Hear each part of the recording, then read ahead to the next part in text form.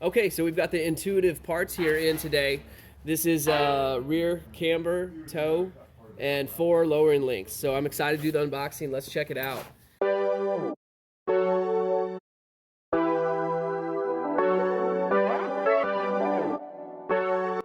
Got the lowering links here. And these are easy to pop on. Let's see, I guess we slide them out here. Rear lowering links, front lowering links. So look at these beauties. They've got a little lock right there. Seems like they spin really well. So I'm excited to get these on. It's gonna make this car look really good. All right, now we're just gonna crack some parts off before we start unbolting everything. So the first thing I wanna focus on here is this lowering link here. I should be able to just crank it off. There she goes. Being nice and okay. In this last piece, we're gonna hold on nice and tight so this piece doesn't wiggle. Come on in. One eternity later. Oh my goodness. Okay, let's talk about these lowering links. This is awesome. So it turns out that they're pre-greased. I can see they got red grease already in them, which bums me out only for one reason, and that is I went out and bought special grease, red grease nonetheless, for this, and it already has it, so that's cool.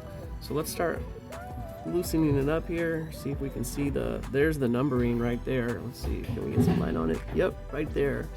So I don't know if y'all can see the numbering. So we want to get this guy to -5.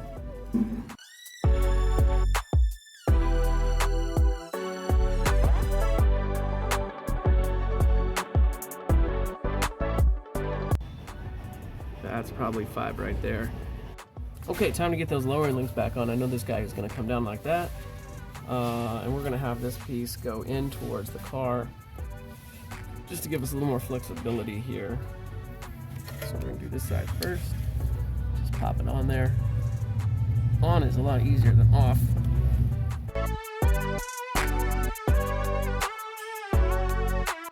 Okay, got it on.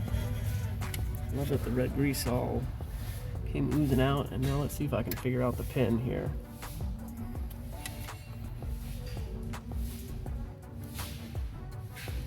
Okay, and snap. Okay, we got that guy on. Let's put it down there. Take this pin out.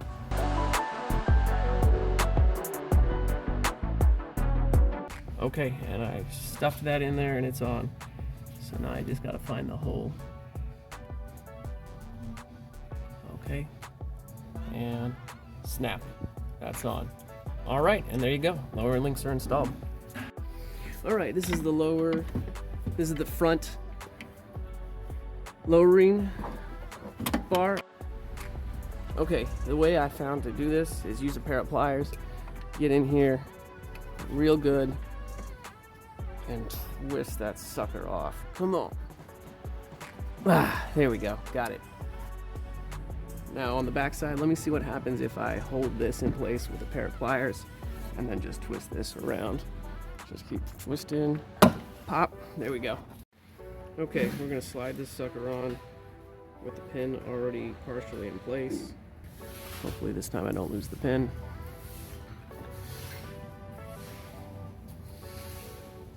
There we go, I feel like that's on.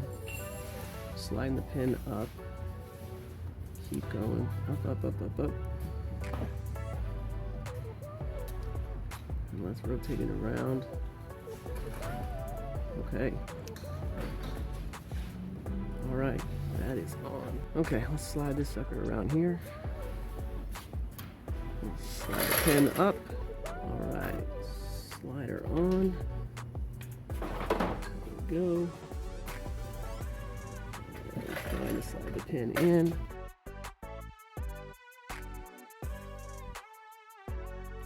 Oh, there it goes. There we go.